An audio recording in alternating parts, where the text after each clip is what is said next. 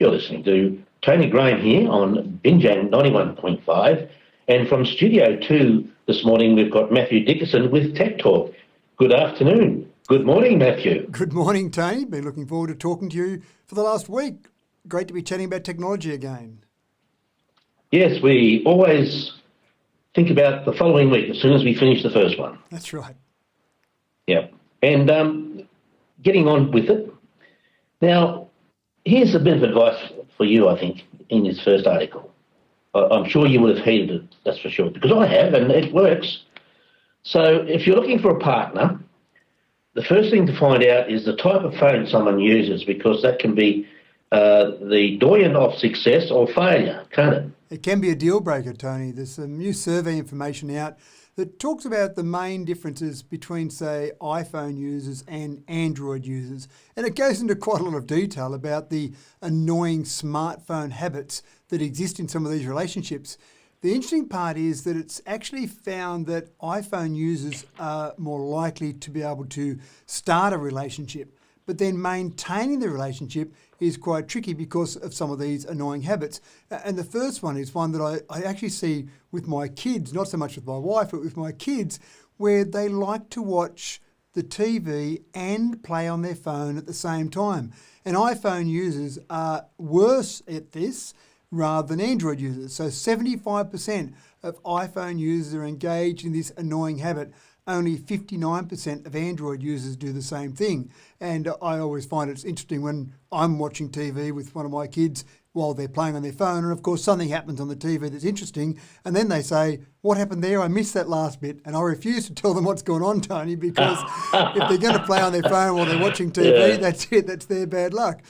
So going further than that, 66% of iPhone users were using their phone while having a conversation with their partner, compared to only 51% of Android users. And it's the height of rudeness, isn't it, Tony? If I'm having a conversation with you and rather than looking you in the face, I'm looking down at my phone and playing with it, that to me is incredibly rude. But again, iPhone users are more likely to do that.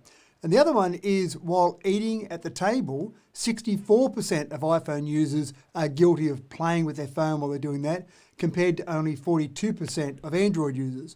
Now, some of these might be deal breakers for people. I'm not sure I'd be overly impressed if I was going out with someone and we were sitting in the movies, for example, and they're playing on their phone while you're trying to watch a movie. Would it be a deal breaker? I'm not quite sure about that. But another report that talked about how easy it is for iPhone and Android users to start a relationship. And they analysed 50,000 swipes on dating apps and found that iPhone users were 76 times more likely to gain a match than an Android user, for example.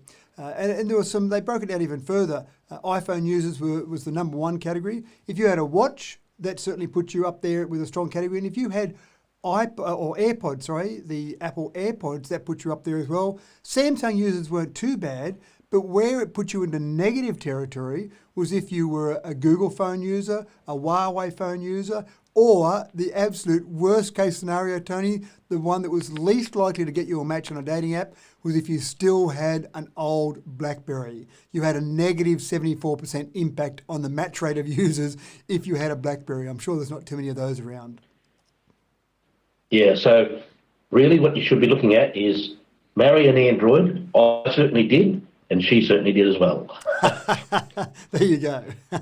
And when it comes down to the distraction thing, I always think to myself, every time I go to read the newspaper, my dear wife wants to talk to me.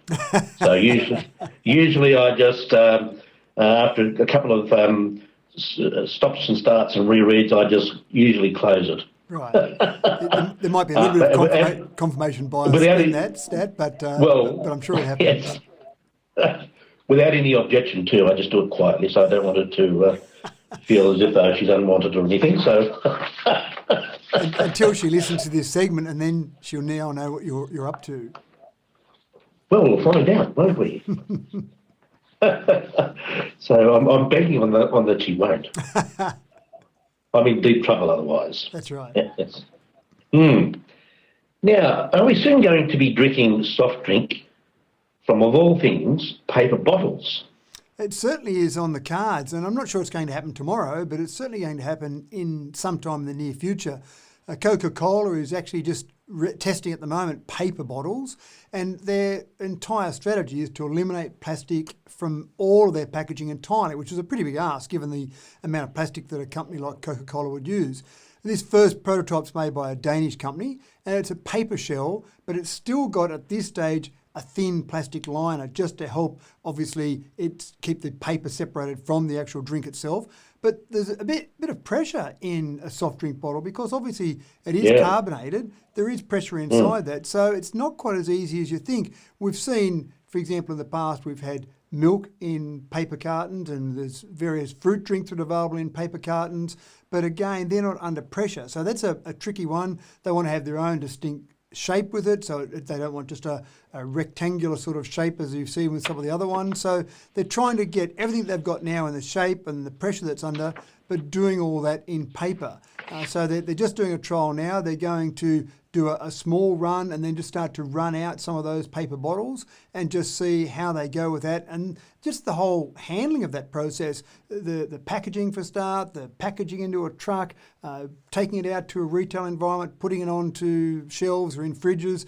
There's a fair bit of work that's going on, but they have taken notice that the Coca-Cola themselves were ranked the #1 plastic polluter by a charity group. Other soft drink producers such as Pepsi and Nestle were up there as well, but Coca-Cola was ranked #1. And they've taken that fairly seriously as they try and work on this concept of going with a plastic-free bottle.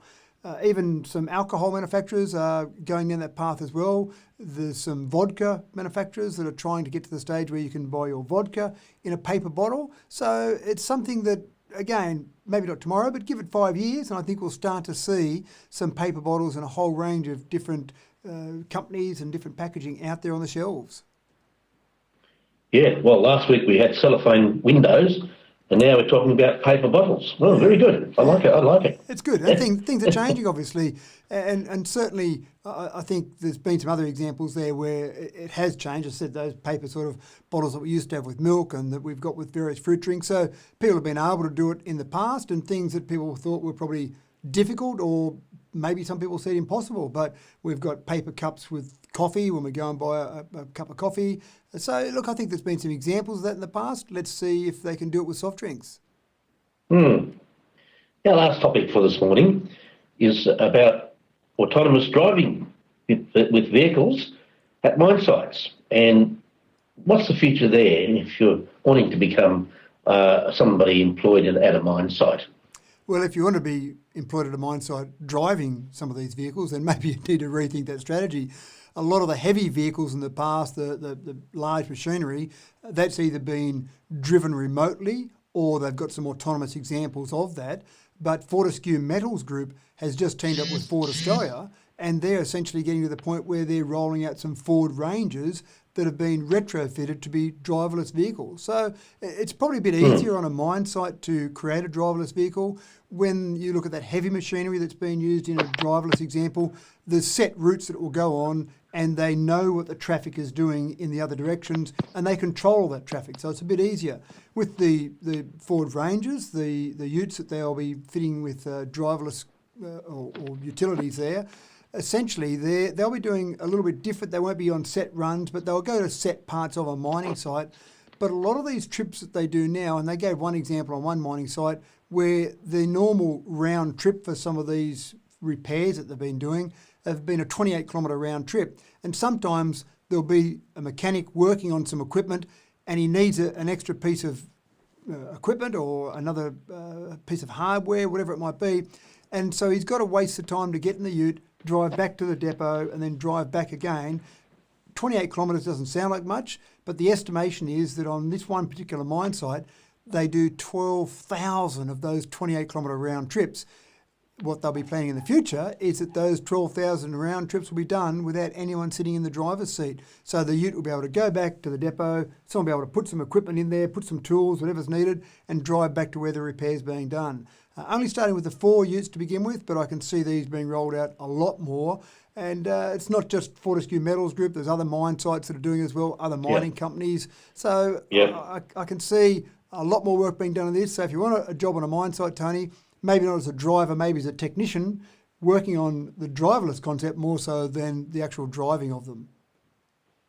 Yes, I guess this is a follow-on to Gina Reinhardt with autonomous drivers, or trains, should I say, driving self-driving trains and also trucks.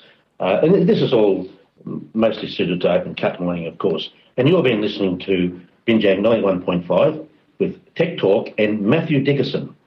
Stick around this afternoon because we'll have another session. And in the meantime, it's back to Studio One with Angela for all the great information and music. Great, Tony. I look forward to talking to you this afternoon. Very good. Thank you very much, Matthew.